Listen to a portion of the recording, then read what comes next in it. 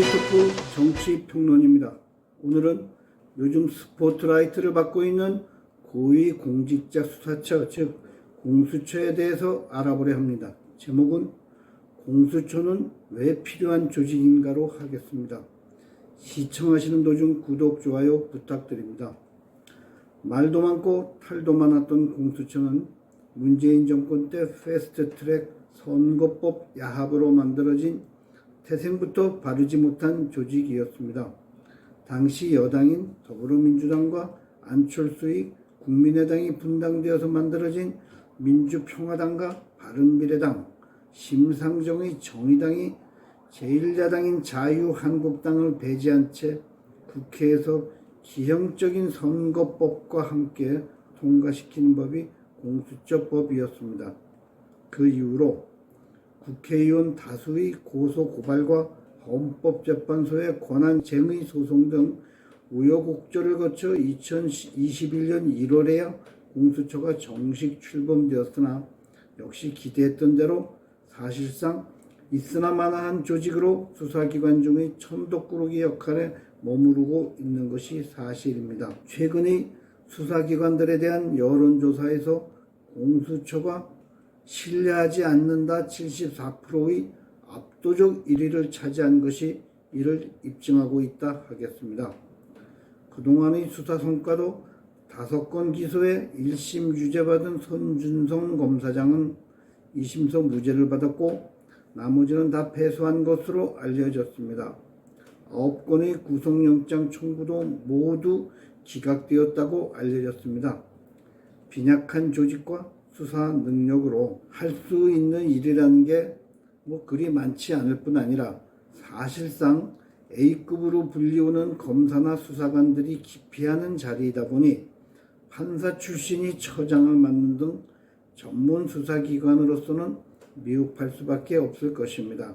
반면에 연간 예산은 200억 원 정도가 꼬박꼬박 들어가니 그야말로 비효율적 수사기관으로 낙인 찍힐 수밖에 없겠지요.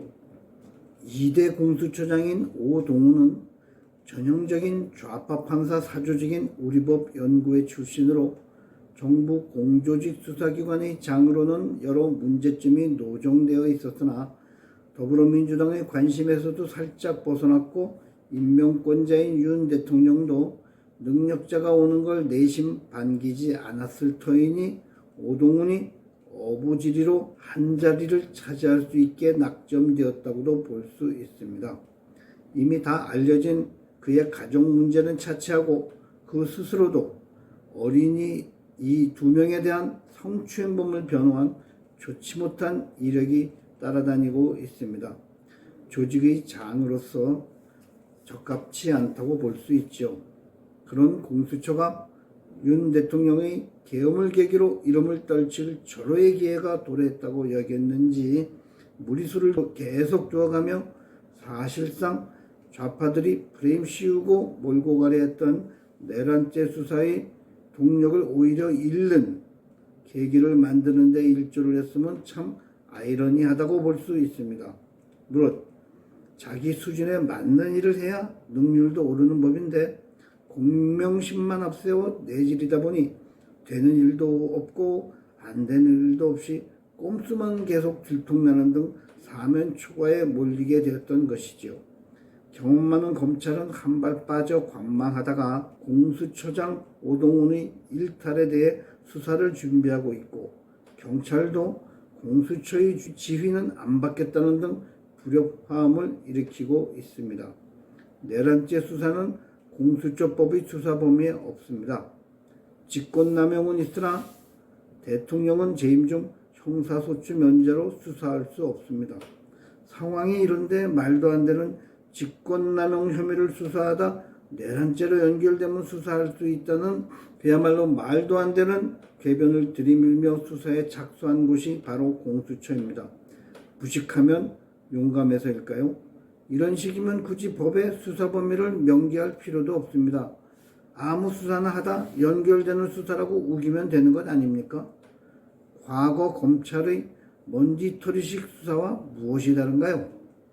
공수처는 수사보다는 체포영장을 받아내기에만 더 혈안이 되어 있습니다. 즉 보여주기에만 열중하고 있다는 것이지요. 막상 수사에 들어가면 보여줄 능력이 없을 테니까 말입니다. 이 문제는 공수처 스스로 착안했다고 보기는 어려울 정도로 너무 많이 나간 일입니다. 공수처는 자신들이 관할 법원인 서울중앙지법에 체포영장을 청구해야 합니다. 보도에 따르면 공수처는 중앙지법에 영장을 청구했다 기각당했다고 합니다. 이 경우 기각된 사유를 명기하여 최초 청구한 곳에 다시 청구하는 것이 법의 원칙입니다.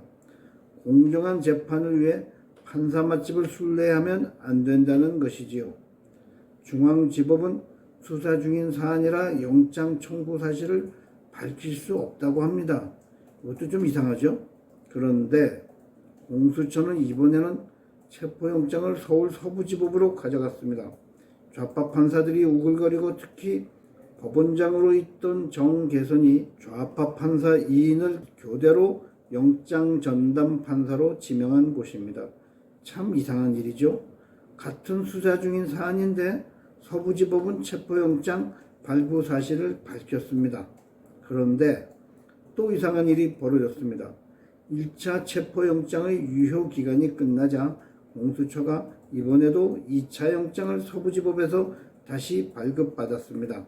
그런데 이번에는 유효기간을 공표하지 않고 있습니다.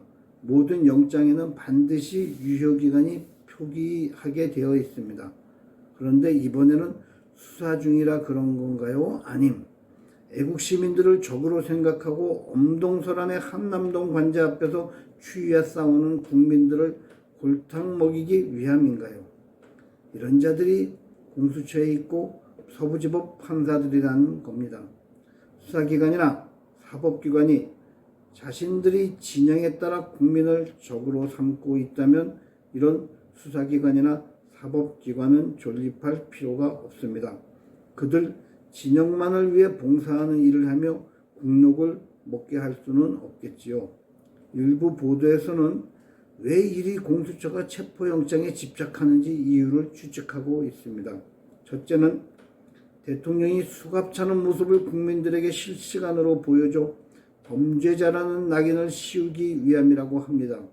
참 사악한 자들이죠. 두 번째는 대통령 변호인이나 경호처에서도 정상적으로 구속영장을 청구하면 응하겠다고 했음에도 굳이 체포영장을 고집하는 이유가 대통령을 관저에 묶어두기 위함이라는 것입니다.